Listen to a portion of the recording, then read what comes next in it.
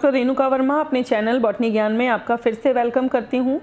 आज का जो हमारा टॉपिक है वो आरपीएससी असिस्टेंट प्रोफेसर बॉटनी के पेपर फर्स्ट की यूनिट 7 का टॉपिक है, जो कि है plant anatomy and types of tissues. इसे हम 2 पार्ट में कंप्लीट करेंगे क्योंकि एक पार्ट में जो है बहुत लंबा वीडियो हो जाएगा।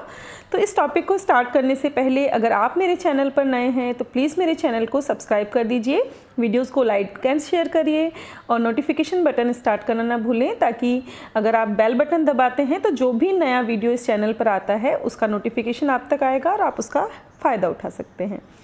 और इसी के साथ हम आज का टॉपिक स्टार्ट करते हैं। सबसे पहले हम ये जानेंगे कि प्लांट एनाटॉमी क्या होती है। तो देखिए, जब आप वर्ड की बात कर रहे हैं, मेरे वीडियोस में हमेशा मैं एक चीज़ आपको बोलती हूँ कि सबसे पहले हम जो टाइटल है उसकी बात कर रहे हैं। तो देखिए, प्लांट एनाटॉमी क्या होता है। प्लांट एनाटॉमी जो वर्ड है, इसके लिए हम एक और टर्म यूज़ करते हैं जो है फाइटोटॉमी। ये दोनों ही एक जनरल टर्म हैं जो किस चीज़ के लिए यूज़ की जाती है, जो प्लांट है, प्लांट के इंटरनल स्ट्रक्चर की स्टडी के लिए यूज़ की जाती है। यानी किसी भी प्लांट के इंटरनल स्ट्रक्चर की जब हम स्टडी करते हैं तो उसे हम प्लांट एनाटॉमी या फाइटोटॉमी कहते हैं। ठीक है। ओरिजिनली अगर हम बात करें तो इसके अंदर प्लांट मॉर्फोलॉजी को भी इंक्लूड किया गया है। ठीक है। और प्लांट मॉर्फोलॉजी क्या होती है, अगर हम सिंपल सी बात कहें तो किसी भी प्लांट का जो एक्सटर्नल स्ट्रक्चर होता है उसे हम प्लांट मॉर्फोलॉजी के अंतर्गत लेते हैं। लेकिन मिड 20th सेंचुरी की बात करें तब से प्लांट एनाटॉमी को एक सेपरेट फील्ड की तरह यूज़ में लिया जा रहा है। और जब हम एक्सटर्नल स्टडी करते हैं तो उसे हम मॉर्फोलॉजी कहते हैं, और जब हम इंटरनल स्टडी करते हैं तो उसे हम एनाटॉमी कहते हैं। हिंदी में इसको कहते हैं शारीरिकी। ठीक है। तो प्लांट एनाटॉमी जो है वो किस लिए आज यूज़ किया जाता है। फ्रिक्वेंटली अगर हम कहें कि हमें जो है सेलुलर लेवल की स्टडी करनी है, ठीक है, किसी भी टिश्यू की सेक्शनिंग की स्टडी करनी है या माइक्रोस्कोपिकल स्टडी अगर करनी है, तो उन सब को हम प्लांट एनाटॉमी के अंतर्गत लेते हैं। इसमें हम जो पहला टॉपिक हम लेने वाले हैं वो है आपका टिश्यू। टिश्यू जो है इसके लिए हिंदी टर्म है उत्तक। उत्तक या टिश्यू क्या होता है, अगर हम बात करें तो देखिए, टिश्यू क्या होता है। टिश्यू जो है सेल का क्लस्टर होता है, बहुत सारे सेल्स का समूह जो होता है उसे हम टिश्यू या उत्तक कहते हैं। ये जो हैं कैसे होते हैं, कॉन्फ़िगरेशन में एक जैसे होते हैं। ठीक है। और किसी भी स्पेसिफिक फंक्शन के लिए साथ में मिलकर के काम करते हैं। तो ऐसी सेल्स का ग्रुप जो एक जैसी होती हैं और साथ मिलकर ग्रुप में ही एक स्पेसिफिक फंक्शन के लिए यूज़ में आती हैं, तो उसके लिए हम टर्म यूज़ करते हैं टिश्यू। जो प्लांट्स हैं उसमें बहुत ही डिफरेंट टाइप के टिश्यूज़ होते हैं, जिनमें हम परमानेंट मेस्मेटिक टिश्यूज़ को लेते हैं। कौन कौन से टिश्यूज़ प्लांट में होते हैं इसे हम अगली स्लाइड में देखेंगे। देखिए, अगर यहाँ पर आप देखेंगे तो ये है आपका प्लांट टिश्यूज़ का एक सिंपल सा क्लासिफिकेशन है। देखिए, प्लांट टिश्यू को 2 में डिवाइड किया गया है, permanent tissue and meristematic tissue. Meristematic tissue को अगेन सब डिवाइड किया गया है, apical meristem, intercalary meristem and lateral meristem. Permanent tissue को 2 में डिवाइड किया गया है, simple permanent tissue and complex permanent tissue, और अगेन इनको सब डिवाइड किया गया है। तो ये क्या है, इसे हम आज के लेक्चर में देखेंगे। इन कंप्लीट क्लासिफिकेशन को हम देखने वाले हैं। कुछ पार्ट जो है इसका कॉम्प्लेक्स टिश्यू जो है बेसिकली हम अगले लेक्चर में देखेंगे। तो आज के लेक्चर में हम मेस्मेटिक टिश्यू एंड सिंपल टिश्यूज़ को देखने वाले हैं। तो देखिए, पहला जो है मेस्मेटिक टिश्यू, हिंदी में हम इसे कहते हैं विभज्युत की उत्तक। क्या होता है, देखिए, मेस्मेटिक टिश्यूज़ जो हैं ये कैसे होते हैं, ये प्लांट के ग्रोइंग रीजन में पाए जाते हैं, जैसे कि रूट टिप और स्टेम टिप, यहाँ पर ये पाए जाते हैं। इनकी लोकेशन हो गई। ठीक है। मेस्मेटिक इसलिए कहते हैं इनको क्योंकि जो सेल्स होती हैं इस टिश्यू की, उनमें एक कैपेबिलिटी होती है कि वो बार बार डिवाइड होती है, कंटिन्यूसली डिवाइड होती रहती हैं। ठीक है। तो इसीलिए इसको हम कहते हैं विभज्योतकी, यानी कि जो बार बार विभाजित होती हैं। मेस्मेटिक यानी कि जिसके अंदर डिवीज़न, कंटिन्यूस डिवीज़न की कैपेबिलिटी है, उसे हम मेस्मेटिक टिश्यूज़ के अंतर्गत लेते हैं। ये इसके 3 टाइप होते हैं, 3 टाइप के ये टिश्यूज़ होते हैं meristematic tissue. First one is apical, second one is lateral and third one is intercalary. क्या होते हैं देख लेते हैं। First one is apical meristematic tissue, Hindi में हम इसे कहेंगे शीर्ष विभज्योतक। कहाँ मिलेगा, स्टेम और रूट्स के टिप के ऊपर ये मिलेगा। ठीक है। दूसरा, इसका काम क्या है, इसका जो काम है वो ये है स्टेम एंड रूट की ग्रोथ के अंदर हेल्प करता है। लेटरल मेरिस्टेमेटिक टिश्यूज़ जो हैं हिंदी में कहेंगे पार्श्व विभज्योतक। ये कहाँ मिलेंगे? स्टेम एंड रूट के साइड में मिलेंगे, ठीक है। एग्जाम्पल है स्टेम एंड रूट में जो कैम्बियम होता है वो, इनका काम क्या होता है? इनका काम होता है किसी भी स्टेम और रूट की गर्थ को इंक्रीज करना, यानी इसकी चौड़ाई बढ़ाने का काम करता है। And third one is intercalary meristematic tissue, यानी कि अंतर्निर्दिष्ट विभज्योतक। ये कैसे होते हैं? जो यंग लीव्स एंड इंटरनोड्स होते हैं इनके बेसिस पर, आधार पर मिलते हैं। काम क्या होता है? इनका काम होता है स्टेम एंड लीव्स की लंबाई बढ़ाने का। तो 3 तरीके के हो गए। एपिकल मेरिस्टेम क्या करता है? स्टेम एंड रूट की ग्रोथ में हेल्प करता है। लेटरल मेरिस्टेम चौड़ाई बढ़ाने में हेल्प करता है। और इंटरकैलरी मेरिस्टेम जो है वो स्टेम एंड लीव्स की लंबाई बढ़ाता है। डायग्राम से हम समझ लेते हैं कौन सा टिश्यू कहाँ प्रेजेंट होता है। एपिकल मेरिस्टेम हमेशा कहाँ मिलेगा? शीर्ष पर। इंटरकैलरी कहाँ मिलेगा? साइड में। एंड लेटरल इंटरकैलरी कहाँ मिलेगा? मिड में। एपिकल और लेटरल के बीच में। लेटरल हमेशा कहाँ मिलेगा? साइड्स के अंदर। तो 3 टाइप के जो हैं मेरिस्टेमेटिक टिश्यू हैं जो किसी भी प्लांट के अंदर मिलते हैं। अब हम सेकेंड टिश्यू जो है वो देखने वाले हैं, वो की है परमानेंट टिश्यू। परमानेंट टिश्यू जो है हिंदी में कहेंगे स्थायी उत्तक। स्थायी उत्तक देखिए क्या होते हैं। यहाँ पर जो सेल्स हैं वो मेरिस्टेमेटिक टिश्यू के अलावा हैं। तो मेरिस्टेमेटिक टिश्यू में क्या कैरेक्टरिस्टिक फीचर था कि उनमें एबिलिटी थी कंटिन्यूसली डिवाइड होने की। लेकिन जब हम परमानेंट वर्ड यूज़ करते हैं तो परमानेंट मतलब जो जितना भी उसमें डिवीज़न होना है हो चुका होता है। तो यहाँ पर जो टिश्यूज़ होते हैं उनकी सेल्स के अंदर डिवीज़न की कैपेबिलिटी नहीं होती है। ये टिश्यू एक स्पेसिफिक फंक्शन को परफॉर्म करते हैं। अब इनमें किस टाइप की सेल्स मिल रही हैं उस हिसाब से 2 टाइप के होते हैं, simple permanent tissue and complex permanent tissue. आज के लेक्चर में हम सिंपल टिश्यूज़ के बारे में बात करेंगे। तो जो सिंपल टिश्यूज़ हैं उन्हें हम हिंदी में कहते हैं सरल उत्तक। जैसा इनका नाम है वैसा ही इनका स्ट्रक्चर आपको देखने को मिलेगा। ये हमेशा एक सिंगल टाइप की सेल्स के बने हुए होते हैं, एक जैसी कोशिकाओं के बने होते हैं, इसलिए इनको हम क्या कहते हैं? सिंपल टिश्यूज़ कहते हैं। ये अगेन 3 कैटेगरीज में सब डिवाइडेड हैं। पैरेन्काइमा यानी कि मृदुतक, कोलेनकाइमा स्थूल कोणोतक, एंड स्क्लेरेन्काइमा इज दृढ़ोतक। इनको डिटेल में देख लेते हैं। First one is parenchyma. Parenchyma को हिंदी में मृदुतक कहते हैं। पैरेन्काइमा वर्ड कहाँ से निकला? ग्रीक के 2 वर्ड से मिलकर के निकला है, para and enchyma. Para means soft and enchyma means tissue, यानी कि ऐसे उत्तक होते हैं, ऐसे टिश्यू होते हैं जो कैसे होते हैं? सॉफ्ट होते हैं। और सॉफ्ट के लिए हिंदी में टर्म होती है मृदु, और इसीलिए हम इसको हिंदी में कहते हैं मृदुतक।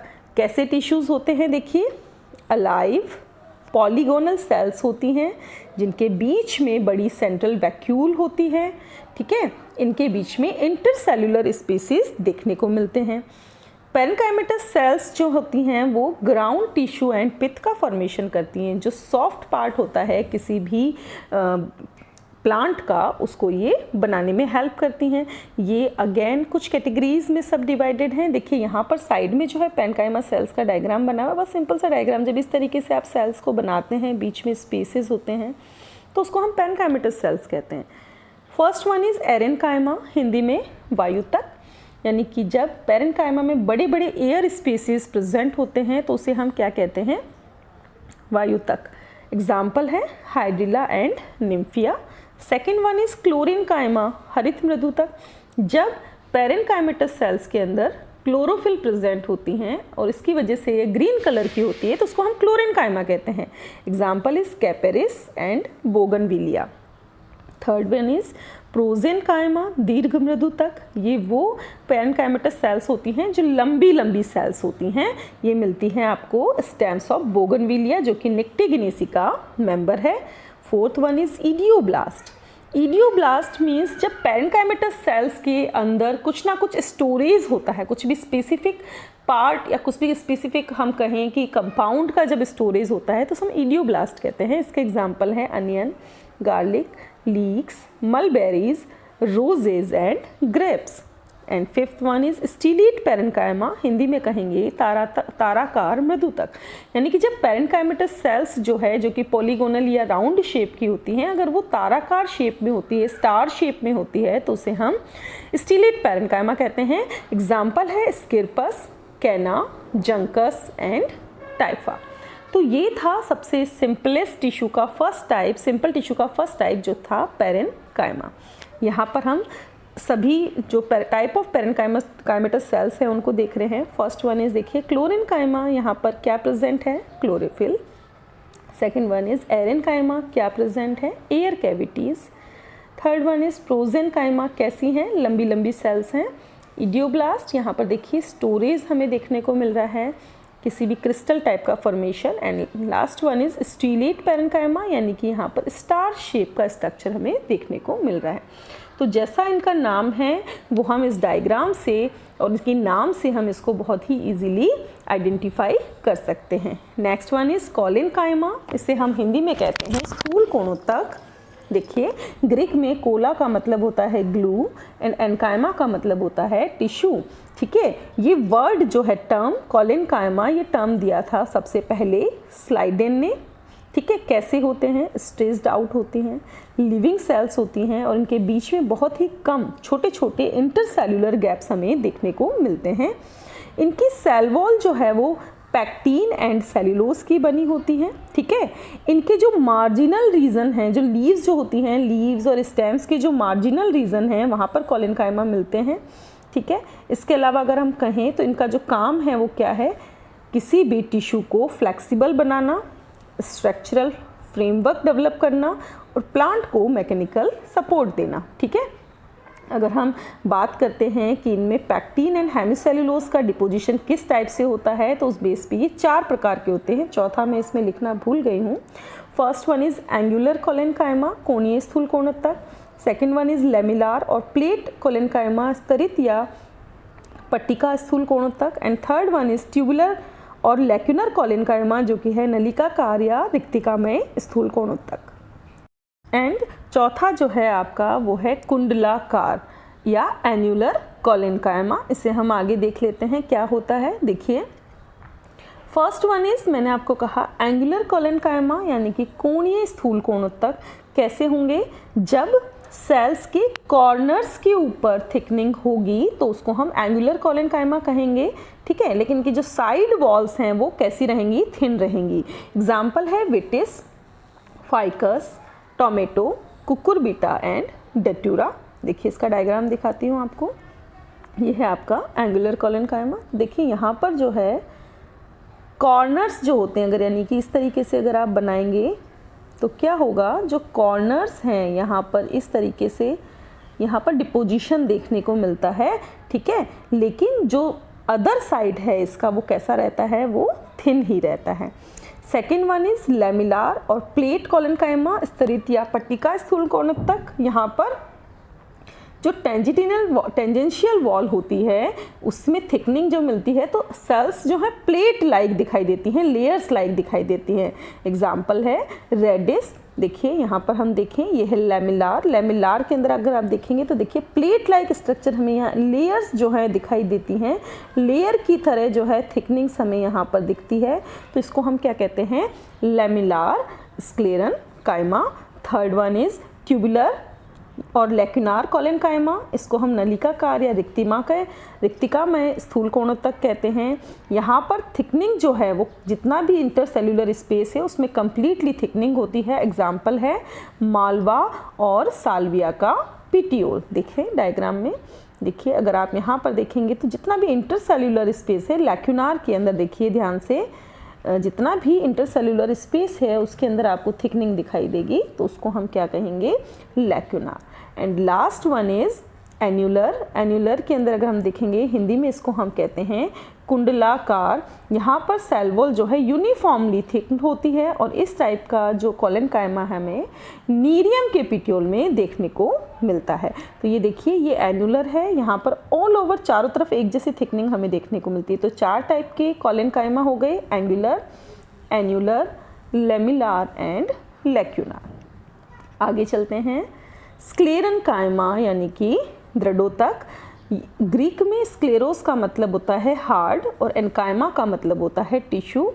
स्क्लेरेनकाइमा टर्म किसने दी थी? मेटेनियस ने दी थी। कैसी होती हैं? इलोंगेटेड होती हैं, डेड सेल्स होती हैं। इनमें इनकी सेल वॉल में लिग्निन का डिपोजिशन पाया जाता है। अब तक जो दोनों सेल्स हमने देखी थी वो कैसी थी? लिविंग सेल्स थी, लेकिन ये सेल्स कैसी हैं? डेड सेल्स हैं और इनकी सेल वॉल में लिग्निन का डिपोजिशन हमें देखने को मिल रहा है।